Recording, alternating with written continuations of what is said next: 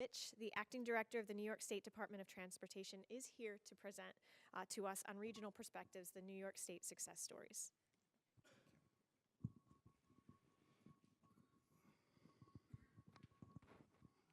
Thank you.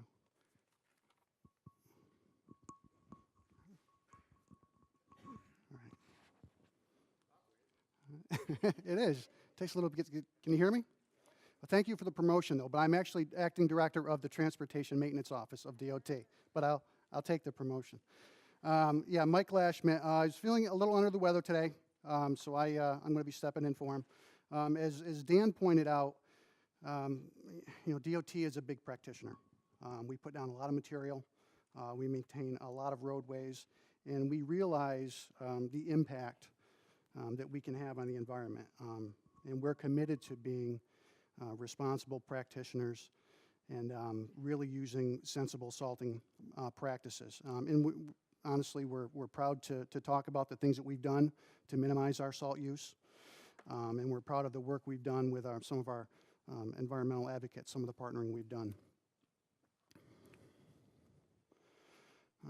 Before we get started, I want to talk a little bit about what our responsibilities are. I know Dan talked about our responsibilities within the park, but from a statewide standpoint, DOT has 43,000, almost 44,000 lane miles of road that we need to maintain.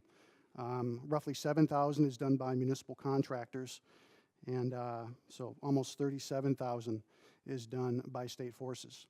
We do that with about 3,500 permanent staff and about 365 temporary seasonal staff, utilizing about 257 locations, that being our residency locations as well as our remote reload points. And to put that in context, I'll back up.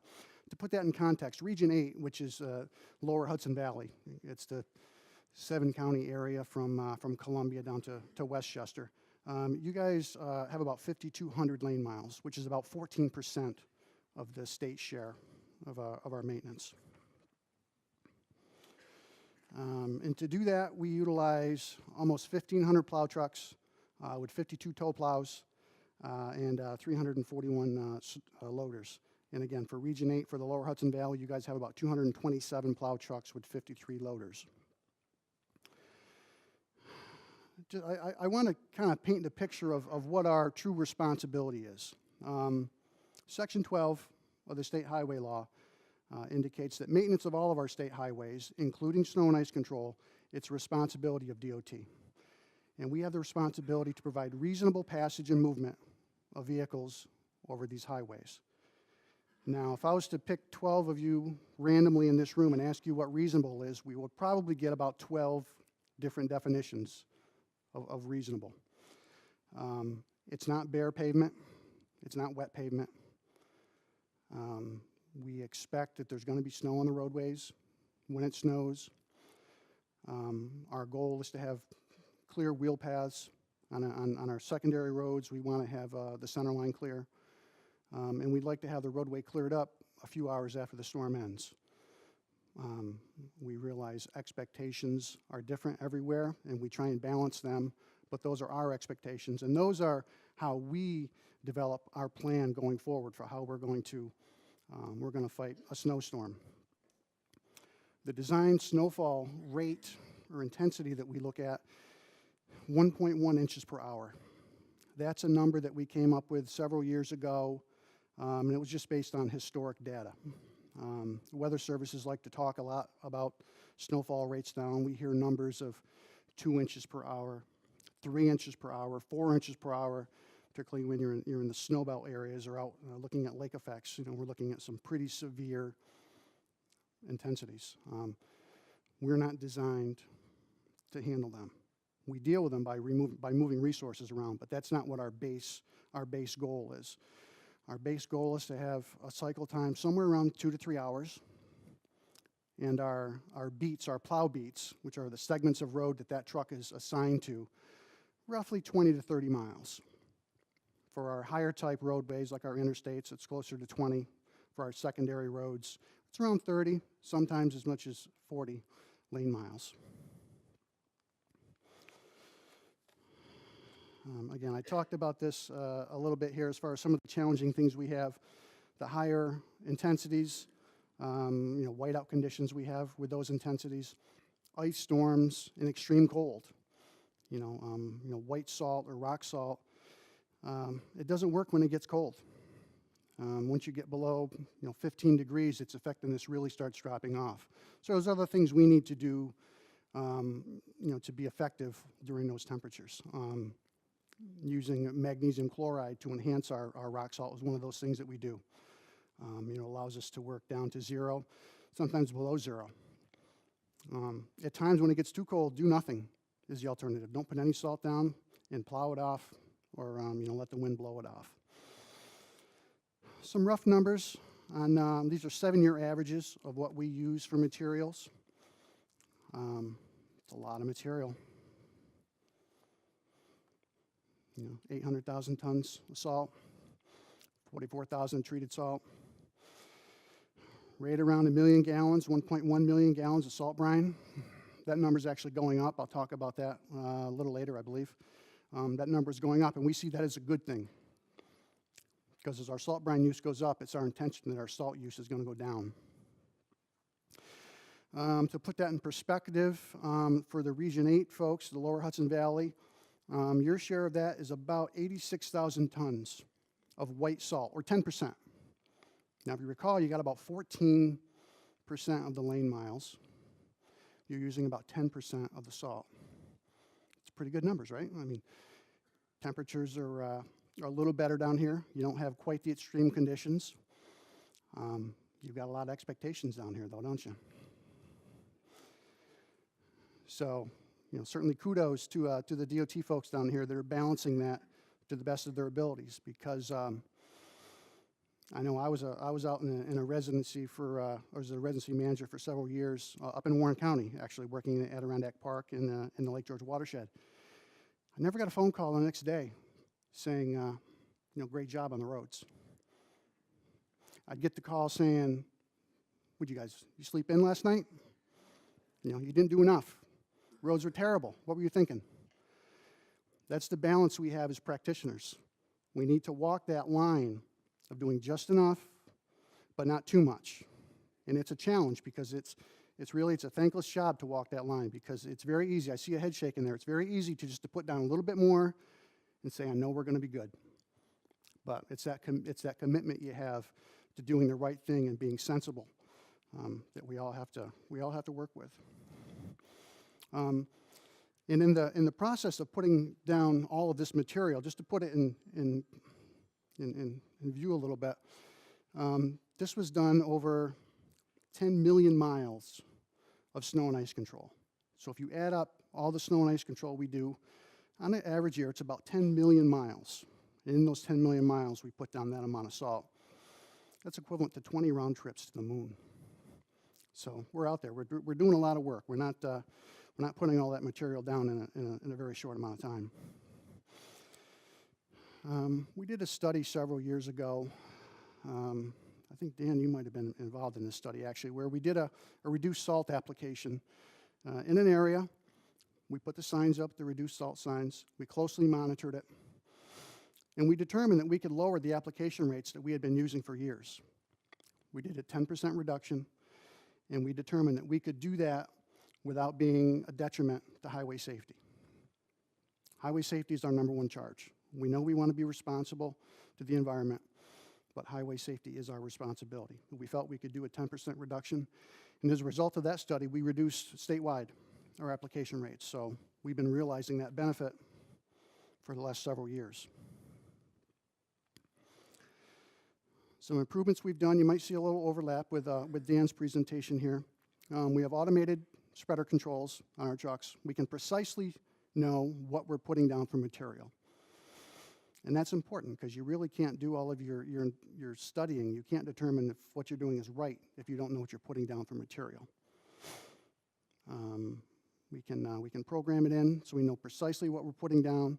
We have ground speed controllers so that as the truck speeds up or if it slows down, the rate is adjusted accordingly. I remember back in the day sitting behind a plow truck at an intersection and the auger's still turning and the material's still spilling out the back, and then you got to drive around the pile of salt when you take off. Those days are behind us. We calibrate our equipment at the beginning of the season and then throughout the season. You know, our goal, if we can get all of our trucks calibrated every 3 or 4 weeks, then we're happy, because we want to make sure we're being consistent with what we're doing. Another improvement is going to an auger system from the old conveyor system, big long chain and belt system. It more efficiently draws the salt through the truck. It allows us to dispense it more consistently, more evenly as we progress down the roadway. It also allows us to mix with liquids. We'll talk a little bit about that, but using brine, salt brine can be used to pre-wet the salt so that we reduce what we call bounce and scatter. You know, when we put that salt down, we want to make sure it stays where we need it, where we want it. And pre-wetting salt can reduce bounce and scatter significantly. And also with the old conveyor systems, there's little gaps under the truck, and as the conveyor was rolling, you'd be losing salt out from under the trucks, and that salt that was going on the road into the environment that we weren't measuring. I mean, it was going on the roadway, so it was helping, but it was going more salt, putting more salt down than really we intended to put down. Saddle tanks. I mentioned a minute ago that the augers allow us to mix brine with our salt. Saddle tanks is where the brine is stored. There's injector systems that go into where the auger is. It mixes the salt, and again, it allows us to put down pre-wet salt. Also, you could put in other liquids, like magnesium chloride, and essentially make treated salt on the fly. You put magnesium chloride in there, it mixes with the salt, and once it comes out the back of the truck, you essentially have pre-treated salt, which allows, again, to work at lower temperatures. And because it's pre-wet, it sticks to the roadway a little better, and we don't have as much bounce and scatter. We have a few plow blade initiatives in addition to the live edge plow. This is what we refer to as a two-stage plow. You see right there is a little secondary plow behind the initial plow. And if you look at it at a little different angle, it looks almost like a York rake. It's got a bunch of fingers that are roughly 2 inches wide, and they're intended to conform to the surface of the roadway. So much the way a live edge plow does, the secondary plow takes a lot of the material off the road that the initial plow blade doesn't get. The intent is the more material we get off the roadway, the less salt we have to put down. So we're looking at this year. We purchased 44 units this year, and now we got 64 more in our purchase plan for next year. So we're doing a good analysis of them. We want to make sure that they're durable. We want to make sure that they're performing the way that we intend to. But should everything operate well, this will be our plan for the future going forward with two-stage plows. There's another blade edge we're looking at called Cooper blades. We're doing a pilot out in the Rochester area, I believe. It's the carbide, the cutting edge. It's mounted within a little. It's got some rubber inserts in it, so the carbide can move around. It's not really intended to shape to the contours of the road as much as it's just to reduce wear. It reduces bounce and chatter, and it really it makes the plow blade more useful, more effective to us. It does pick up a little bit more snow, but that's not really the intent. Just longevity.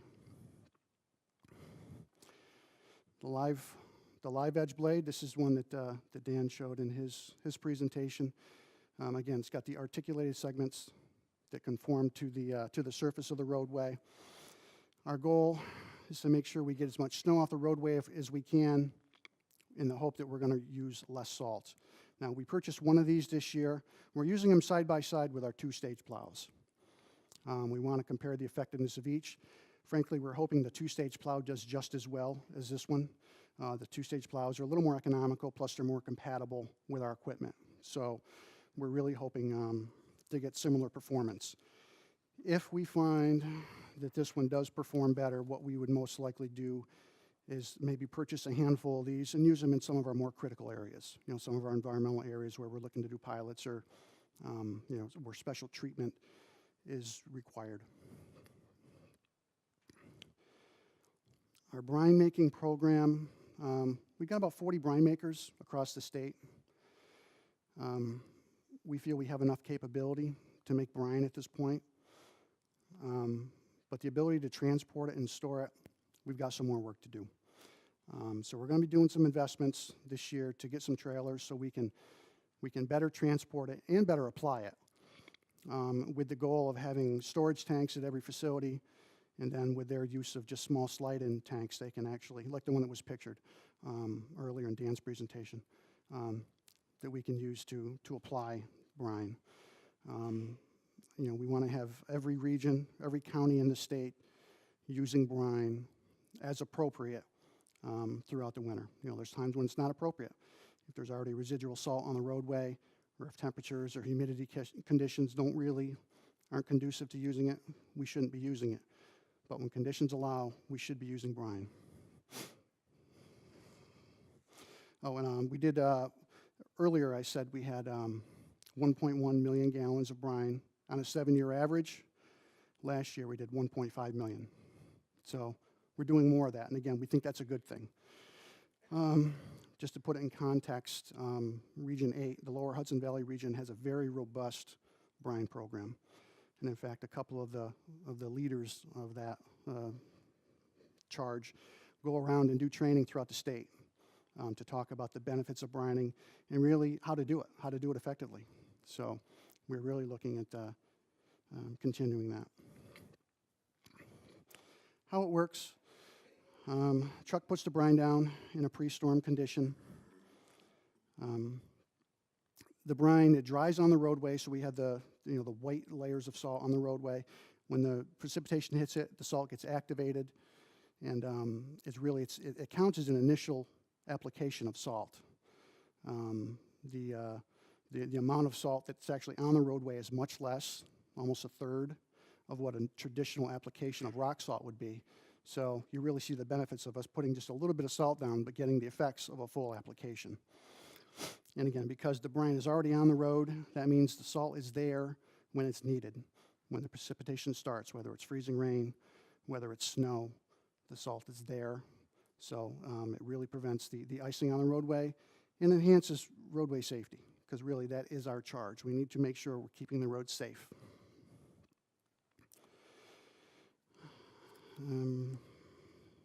Same slide. An initiative we did in the central part of the state.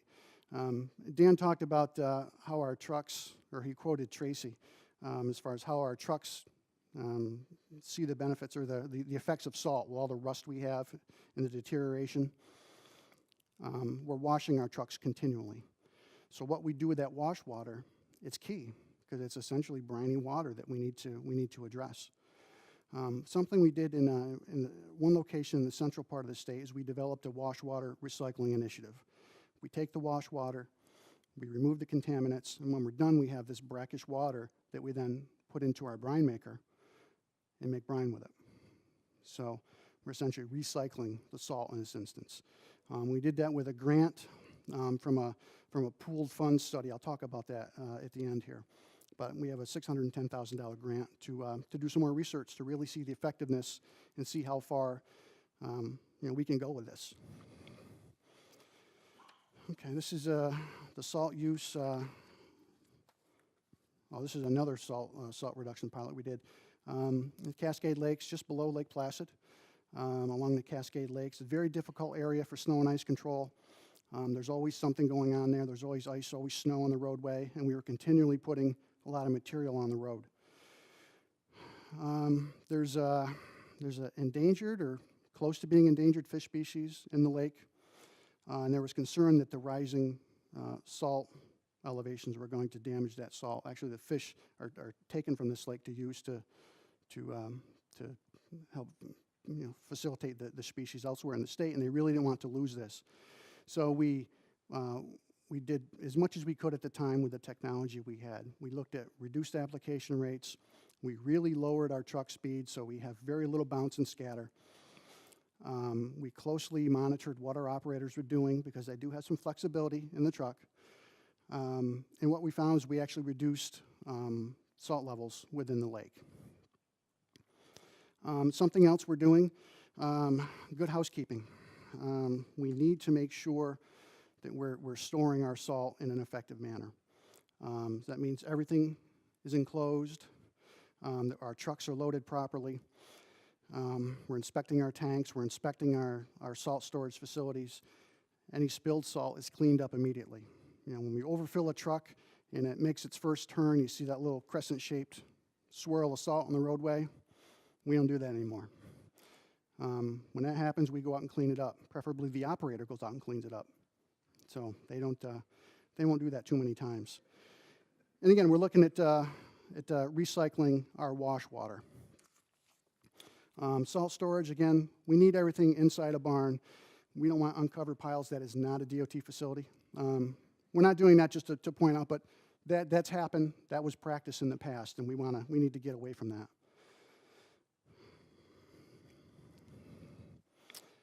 Automatic vehicle locators. We know we have GPS in all of our trucks. We know where they are at any time, and if we know what they're putting down for a rate, it's better for us to manage what our overall response is. It's good situational awareness, plus there's a few other benefits there of getting some of the engine diagnostics. Something else we're doing is we're partnering with a few other GPS providers so we can actually look at the spread rate that's going down. Similar to the pilot that the fund is doing in the Lake George watershed, we want to do this statewide. Not only does it allow us to know where our trucks are, but we know exactly what material they're putting down at the exact location and whether or not any changes were made during the beat. Our operators are very, very proud of the work they do, and they want to keep the roads safe. Sometimes they might put down a little bit more salt than we'd want them to, so this tool would allow us to really keep an eye on that. I'm going to skip through this. Our snow and ice training is something we're very proud of. We do what we call Snow University for all of our residency managers. We do that every year. We talk about the basics of snow and ice, and we also do equipment operator training for all of our operators. They all receive extensive class and over-the-road training. Something we're going to be doing is we're going to be introducing a few modules within that training that really focuses on salt reduction. We do it with our Snow University, with our managers, but we've never really done it with our operators before. And that's something we want to we incorporate. Our operators are they're competitive just by nature. And a few residency managers have come up with some very creative ways of generating competition, whether it's posting the application rates at the end of a storm or various things, to get them to be competitive to see how they can reduce their rates. We're going to tap those managers and have them put together a program that we can share statewide, because that's a best practice that we really want to encourage. We want operators to consciously trying to reduce salt, not to consciously increase salt if they think they need to. The national partnership that I mentioned earlier, it's Clear Roads. It's 36 states have partnered together. We pool some funds, and we talk about various elements of snow and ice control. It's a great opportunity to bounce ideas off one another. If we've got a question or a concern or an issue coming up that we've never dealt with before, we've got 35 other experts that we can reach out to like that, and it's very useful to us to maintain our operation. And also we give grants for studies, and that the wash water grant, $600,000 grant, actually came from the partnership. Just a quick summary of the things we talked about. The only thing I want to really focus on here is public safety. Again, our goal is to maintain safe roadways. We've got high expectations. We've got some high-class roadways. We've got interstates. We've got high-class secondary roadways. We need to consistently maintain them. And we need to, again, we want to maintain a safe roadway condition that allows emergency access and reasonable passage.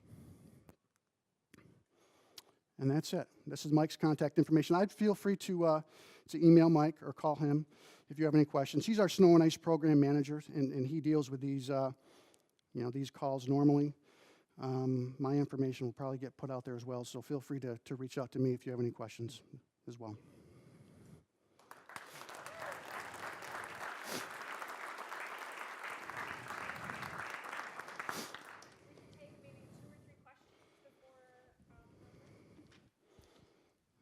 Sure.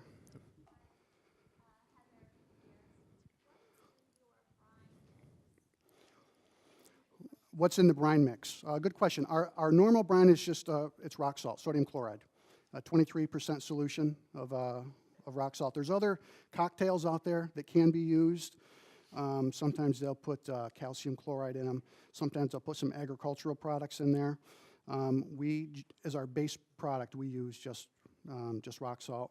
We do use magnesium chloride at times as a separate product, just to help us when temperatures are reduced. Some of the concerns with some of the agricultural byproducts is some of the other items that are in the agricultural product. We have concerns. Dan could speak more intelligently about this than I could, certainly, but there's other issues that we deal with in our water bodies when we put some of these organics in there. So our base product is just rock salt. Okay. I'm curious, I appreciate you mentioning the coalition that you have with the 36 others, or the 35 other states. I'm curious, is there any consideration or any studies being done with states who use less salt? Is there a difference between mortalities, accidents? Is New York State looking into that? I'm thinking anecdotally as I cross the border into Vermont in the winter, and the conditions are visibly different. Just curious if New York has any partnerships with specific states that have done other studies on that. Yeah, that's a good question. We've obviously road safety and fatalities is it's tied into the way we maintain a roadway. Certainly, our belief is that if we go below a certain standard, we're going to be decreasing safety, and we don't want to go there. I think our biggest issue, or not our biggest issue, but our biggest guidance really is just our New York State expectations. The highway law clearly states what we need to do. Our legislators, they kind of set our policy as far as what our snow and ice control is going to be. And it comes down to our operational planning. We document clearly what our operational plan is, what we expect to do for a storm, and what we expect those outcomes to be. And the courts have been very supportive of that. New York State, we get sued a lot. I don't know if you guys are aware of that, but we get sued a lot. And we lose very few snow and ice claims because we have a distinct operational plan and we follow it. And we have documentation to show that we follow it. Now, as far as reducing our application rates on trial basis, again, we've done it. We did it up in the Adirondacks, and we're actually just starting another pilot project with the fund. We just met with them last week to work on some of the details of that. We're going to be doing another reduction. So we're not necessarily looking outside of the state, but we're looking within to see where our comfort level is. I think we're very close to that edge, personally, but we're going to find out. We're going to go at it at a very measured approach. We're going to document existing conditions. We're going to document existing accident rates, existing snow and ice related accident rates, and then we're going to reduce the rates. We're going to put some signs up to warn of the conditions, and we're hoping that we can not reduce the quality of our service by reducing the rates, and we'll adjust accordingly. So who knows? Maybe in a couple of years we can be citing this study where we reduced our application rates another 10%.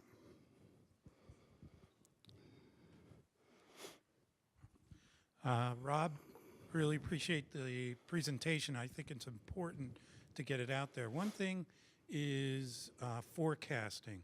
I think that's very important. If you could touch on that, and maybe I see a lot of the local applicators here and municipalities, what they may be able to use, because the more information, the better. Yeah, clearly having a good weather forecast is key. We partner very heavily with the National Weather Service. Plus, we have a contract with DTN, who's a commercial weather service provider.